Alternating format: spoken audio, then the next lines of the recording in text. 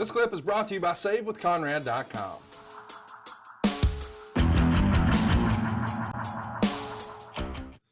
Let's talk a little bit about the folks who are coming back here. The Rock is going to be a part of this show. Steve Austin, Shawn Michaels, Mick Foley, and John Cena will all be on the show in some capacity, some way, shape, or form. Do you think over the years, perhaps the company has gone back to the legends too many times? I think sometimes we read criticism online that, hey, they're just so focused on showcasing the legends, they forget to actually build their current roster to that status. Would you agree, disagree, or on a big show like WrestleMania, is everything sort of out of the book? It's a double-edged sword. You want to give your fans and your viewing audience every possible positive thing you can give them. I think every superstar, every matchup, guys from the past that truly are gods in the wrestling industry. WrestleMania is the place to bring them. But if you do it at the expense of the new talent that you're trying to build, whether it be taking the spot away from them on the show or just something being way too lopsided, which we have a couple of instances of that on the show, I'm not sure it's a good thing.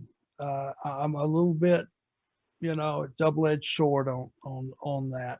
Certainly you can't say that you don't want a Shawn Michaels and a Rock, right, Foley and Steve Austin. If somebody said, would you like them to be on WrestleMania? What, are you kidding me? Really? Of course.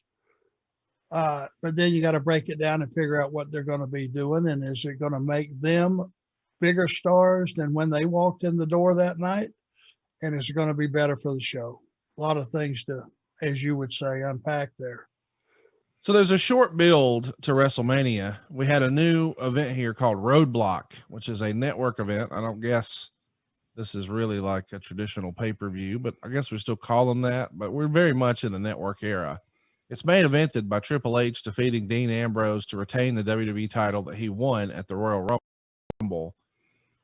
What do you think of Triple H's return to the ring? I mean, he's still able to go at a main event level, at least from my perspective, but he has not been full-time in the ring.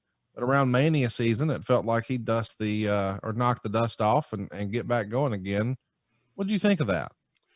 Well, number one, Hunter is a worker that would have probably came out of 1985 to 1990. He's an 80s worker. Right. So, it's a lot easier to get yourself back in shape, I think, when you work that style. I mean, he's a wrestler. And his style is a wrestler. And Roman Reigns is not a high spot guy either. So for the participants involved, I think it was probably physically a good matchup. Timing wise and all the other things that you got to consider, what's going on with the build to Roman and how is Hunter perceived at that moment in time. You get to a point, Conrad, when you're in this business, when you've been around and you've been on top for a long time, it's not about wins or losses. It's you become iconic in people's eyes because they know what they're going to get with you. They get comfortable with you. They have expectations of you. And I think everyone knew that it was going to be a good match. Let's Hey, it's Conrad Thompson. Thanks for checking out the podcast here on YouTube. Be sure to hit the subscribe button and the notifications bell so you get a notice anytime we upload some new content. And go save yourself some money right now. If you're in a 30-year loan or you have credit card debt, it's not a matter of if I can save you money. It's a matter of how much. Find out right now for free at SaveWithConrad.com.